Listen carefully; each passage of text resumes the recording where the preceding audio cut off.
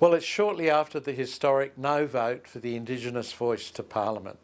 And before all the politicking and mudslinging begins on a new way forward, I thought we'd talk with my good mate, Indigenous pastor Ray Minniecon. Ray, I was listening to an interview last night and the person said the no campaign will just want it to die. You know, we'll just say now, it's over, let's forget about it. But those who voted yes are not going to forget. Not going to forget. So that seems to me the future, doesn't it? To try and convince those who want it to die just to keep it going. Mm-hmm. For me, Bill, I think what happened last Saturday, the referendum, Australia lost. It wasn't the no campaign or the yes campaign, it was the Australian people lost. So what did they lose? They lost a huge opportunity to actually redefine the vision for the whole country, as well as, more importantly, for the Aboriginal people. And so for us as Aboriginal people, I don't think we lost, because it was very definitive as to that they didn't want us to be included in this constitution, and that we have to now go back to our original positions and our original situations. It's back to land rights again, which is much more clearer for us. And in the No campaign, we didn't get a clear understanding of a new vision. The only thing that they had put to the Australian community was this thing called the closing the gap thing. Closing the gap is not a vision. It's a deficit in our community that has never been repaired. I know a lot of people who voted no, who voted no for what they felt were good intentions. They're not racist, they're not anything like that. They just felt this wasn't the way to go about it, and it was dividing the community more. What do you say to that? Look, what can I say? I mean, I was a yes voter because I had different aspirations, and I have met many Aboriginal people too who were no voters, and they had also some deeper concerns about, is this the right way to go? In a sense, I think the other part of the puzzle too is the way in which the campaign was run. Was it too early? Was it too late? Is there another opportunity here that we missed? Did Albanese do the right thing by trying to present this to the community? Do you think he did? Look, what I do know, whether it's Albanese or whether it's Dutton, what we do get out of these things here is that we, as Aboriginal people, are still at the centre of Australian politics in this country, and that this particular issue of trying to resolve the differences has not yet been resolved.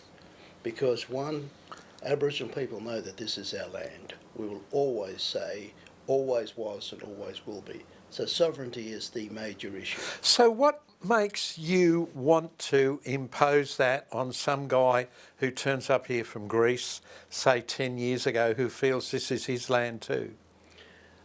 Well, that's part of the puzzle, isn't it? I don't have a word to say to him. All I want him to know is that if I went into his country, I would be respecting the people of Greece because of their sovereignty. And all we're asking is the same thing, because that issue has never been resolved here in this country. Who owns this land? The Crown does not own this land, although they have taken possession of the country, but they have done it illegally, and they have done it in a way in which it is at our expense, and they've never recognised it. I'll give you a quote, for example, from 1902, when they were framing the Constitution. There was a politician there, his name was King O'Malley from South Australia. Now, he said this about me and my people, 1902, when they were still framing it. He said that there is no scientific evidence that the Aborigine is a human being at all. Now, how does that make me feel? And that's when they were framing the Constitution. So you can see my aspirations were to try to nullify that particular curse that he had placed upon us as Aboriginal people. But also, he wasn't the only one. There were, that was on the political arena, but also from the religious sector.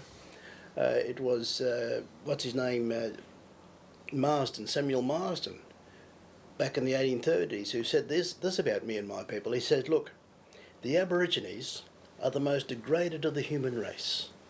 The time has not yet arrived for them to receive the great blessings of civilization and the knowledge of Christianity.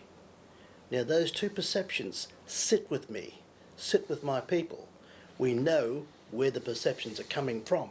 They're not our perceptions of who we are. That's why for us, land rights and sovereignty rights are very clear and need to be defined to those like your friend from Greece or any others, because then they can understand our predicament and our situation in this country. I was with the Yes campaign as the numbers were coming in, and the leader, Dean, I've forgotten his surname now, he was crying. And he said, how am I going to go back and explain this to my grandmothers and my people?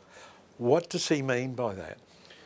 Well, he too had invested, like a lot of us, in this campaign so that those two curses that were put on us by O'Malley and by Marsden could be finally removed, not by us, because we didn't put the curse on ourselves, but by the Australian community. So you see it as a curse? From those two people, yes. But How they're else can I idiots. see it? They're idiots. I don't know. Well, they are idiots. But that's the way in which they perceived us. And so has that perception persisted? I mean, you just got to look at the church. The church is a part of this process. The church is one of the most powerful institutions in the country. It's got its own section in the Constitution of separation of church and state. It's got power unlimited in the Constitution. And so it can dictate to the government if it wants to, because its authority comes from God. Your authority comes from God, my authority. So what power do you want? It's not power. We already have that. There's a big difference between power and authority and recognition. We would like to see that our authority as the sovereign owners of our country is recognised and respected, just as if you went into Greece and you recognised and respected their authority. Or if you went into any other nation group in the Middle East or even in Asia or in Africa, I would go into a country like Ethiopia, for example, and I would respect their authority. Fiji, I would respect their authority because they are the people of the land. I'm not. I'm an outsider. And so here in Australia, the whole notion of the Australian Constitution and the Australian nation is built upon a lie.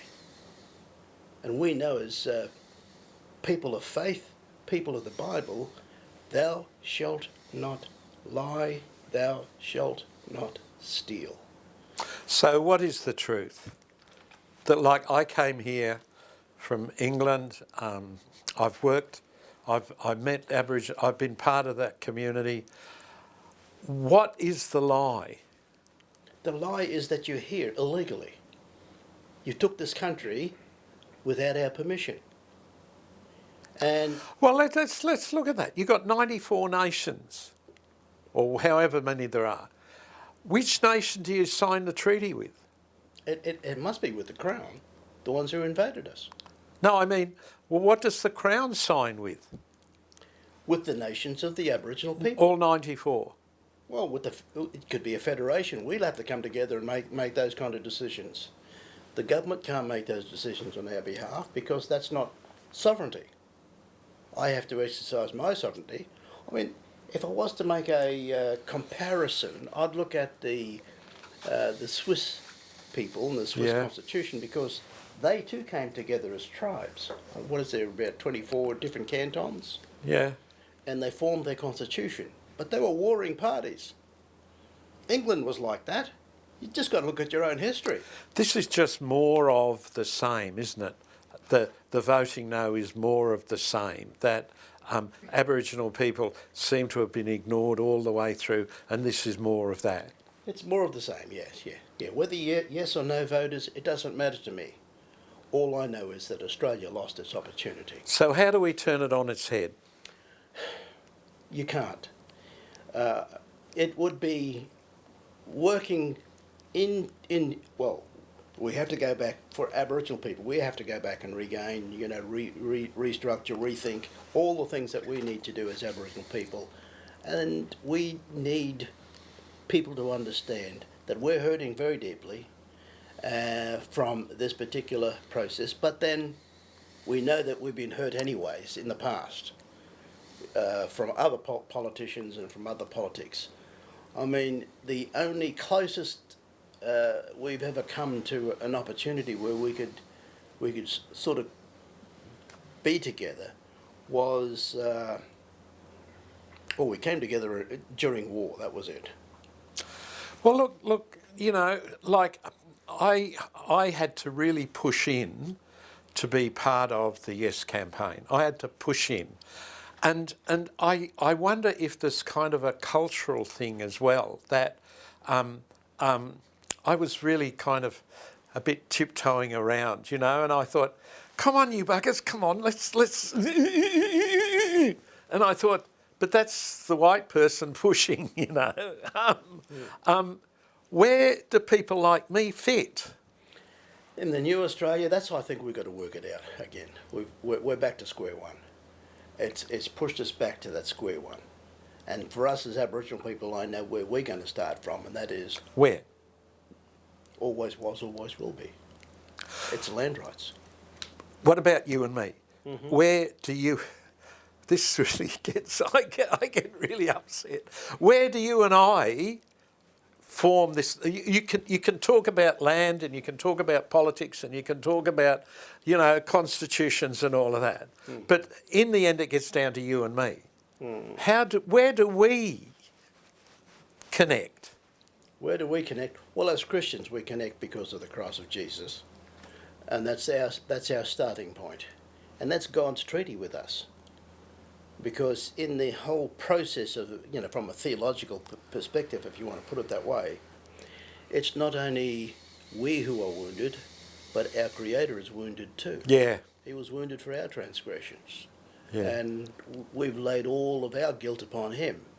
And then we crucified His Son, who came to deliver us, and we rejected that as well. So that's our starting point. And that's not just... It's kind of like saying we're both wounded. Well, yeah. Well, I don't know. I mean, I know that we've wounded God. And here's the thing about reconciliation. Reconciliation, in my opinion, doesn't come from the conqueror. Doesn't come from those. No.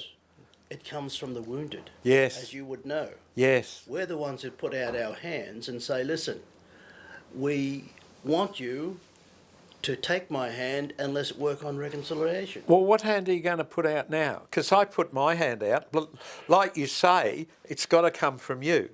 Well, we did. We put this out as a gift to the Australian nation in the Statement from the Heart. That was our gift, and it was rejected. So, like I say, we've got to go back to the drawing board as Aboriginal people, and perhaps we should start with truth-telling. I think that's where I come together with you on that. Mm. That it's just a gradual, for me, it's like over 40 years, one story after another story after another story, and you begin to realise that the story we've been fed is not the story that actually happened. Well, it's the story of the conqueror, isn't it? Of the coloniser, not of the colonised. That's the story of the Bible. It always comes from the viewpoint of the ones who have been damaged the most. So, if we've got to begin with truth-telling, what truth do you have to tell? What truth do we have to tell? Yeah. Well, I've just said to you, always was, always will be. That's our truth. Full stop. Full stop. Where does that leave someone like me? That's something that you have to now work out. How then do you has look at that story, that history from 1788. You know what I mean? Even January the 26th is coming up shortly. How are we going to respond to that? I know from my perspective and from our people, we'll always say that that day is a day of incredibly deep sorrow for us. That day is the day when our nations were invaded and that we were the ones who suffered from that and continue to suffer. The war still So happens. what I hear you saying is the big story uh, is far bigger than the small story of you and me. Oh, most definitely, yeah. Our people are very open and generous, as you have experienced. Yes. When we're talking about these things, we're not coming to you with a gun to your head or with a rifle. We're coming to you through peace, through love, through an expression of let's be reconciled, through grace. All of these are the attributes of our Creator. So do you see me as getting it wrong? No. Well, if you do see it as you being in some kind of situation where you feel like you're wrong, then it's up to you to take that responsibility and say, well, how can I make See, this things is what right? makes me so mad, because I want to say, let's get into the thing, and you say, examine yourself. Examine yourself. Well, I examine myself every day, and the big story is going to take years, you know. A constitution didn't do, like, you sit there like Yoda. You really do. You sit there like Yoda, and I want to bleed everywhere, and mix my blood with yours, sort of thing. Mm-hmm. And you say, oh no, examine yourself first. Mm-hmm. And I think that's what a good friend of mine from Canada said that a mirror has been handed to the Australian people. They have to look at themselves now and examine themselves. And he's right. We too are examining ourselves, but we're doing it from a different perspective than perhaps where you're Yes. from. Yeah. And I respect where you're coming from. But we would ask also that you respect where we're coming from.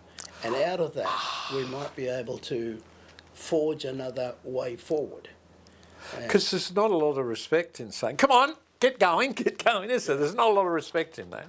And what we don't have at this particular stage in our journey is a true vision of where we're going. What's our true north? Do you think we'll ever find it? It will come, but I doubt if we thought in the referendum we had a bit of a vision for the future, a bit of a hope. Well, I did anyways. I went out there with that notion that, I have a dream. I wrote that article saying I have a dream for a better future for my people, and that was one of the ways in which I thought that the referendum might help us to fulfil some of those dreams and aspirations that we have. So do you see all this talk about, Indigenous, the suffering that's going on in the Northern Territory and in the remote communities, and the alcohol and the child abuse and all of that? Do you see that as secondary to the big picture? I see it secondary to everything, because what the Closing the Gap report has highlighted is the pain and the sufferings of our people, which we didn't, just suddenly wake up one morning and say, oh, I'm going to be an alcoholic, or I'm going to go and rape some young girl. We didn't do that. But that's the perception that we created our own problems. We didn't. This is colonisation at its best, to keep on continually lying to the Australian community. The CTG, the Closing of the Gap, is not the vision for our people. So the question that we both got to come to grips with is, what kind of a vision do we have for the future? Is it within the Republic movement? Do we have to get rid of our past and our connections and cut our umbilical cord with the Crown? because they still have ownership over our lands, so-called. So what would your dream be? My dream? At this particular stage, we need the opportunity to forge our own future. We did come up with this before a long time ago with some of the politicians of the past, Gough Whitlam, self-determination. It's a fundamental truth and it's a fundamental right. Self-determination. So my dream would be a little Aboriginal boy and a little white girl having kids together, and that's my dream, without any racial overtones anywhere at all. Is that the similar dream to yours? No, not really. That's a long way away anyways. That kind of, it is happening in our communities. We have many Aboriginal people and non-Aboriginal people in relationship and having beautiful children. And we're not judging that or even, we sanction that, we ratify that relationship because they love each other.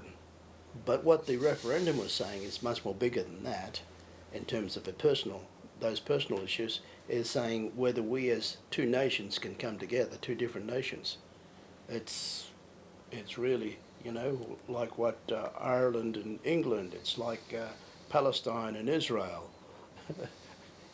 And yet we're all Australian. Well, I question that too. How? Because it's language, isn't it? I'm not an Australian. I've never have been.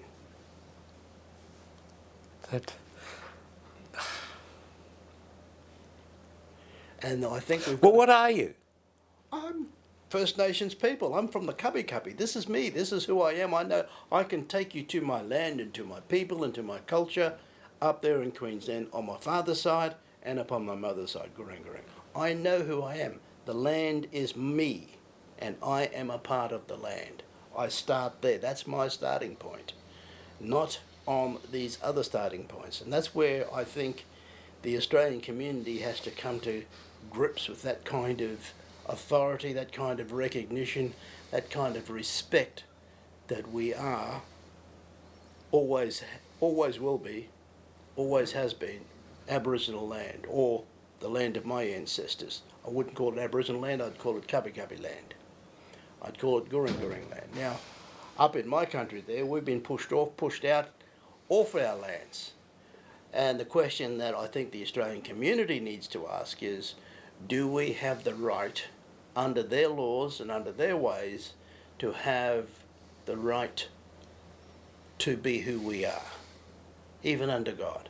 If God placed us in that country, then I have a right to be there. But all different laws have pushed us out of that. Not our laws, but these foreign laws have come in. These Australian laws. That's why I can't find myself saying I'm an Australian. How can I sing the national anthem? It's not from me. And it's these bigger differences, these bigger challenges that we have to sit down and talk through, like we're doing right now. You might not agree, I might not agree. But through those disagreements, we come to an arrangement where we can say, okay, I respect what you're saying, you respect what I'm saying. How do we come up with a better agreement of how we can live and work in this country? What I kind of hear, and I'm not sure if I do, is there'll always kind of be a dividing line.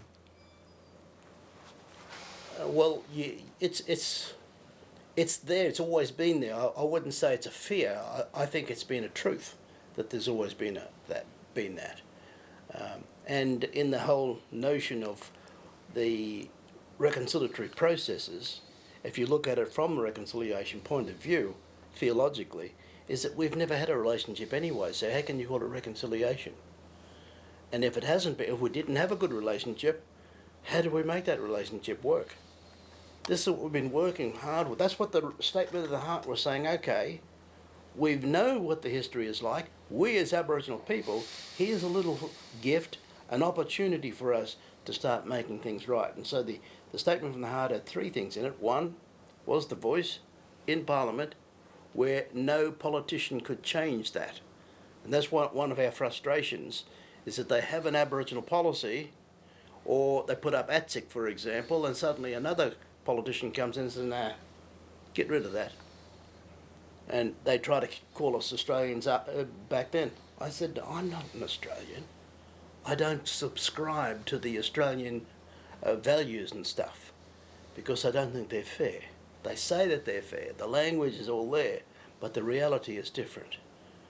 So reconciliatory processes really have to come to an understanding of our sharing of this country, but also a shared future, a shared vision.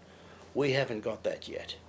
And the only politician who really tried to echo that was Gough Whitlam. And he could see that there could be a different future for us.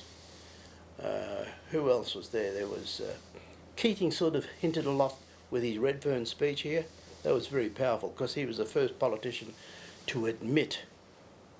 I would encourage everybody to reread Keating's Redfern speech, because that it's electrifying. Yeah, but it also identified where non-Indigenous people stand, and we haven't heard a speech like that since.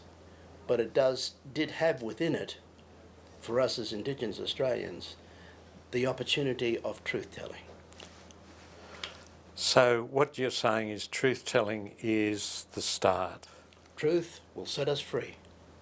You know that. Amen to that. Thank you, bro. Thank you.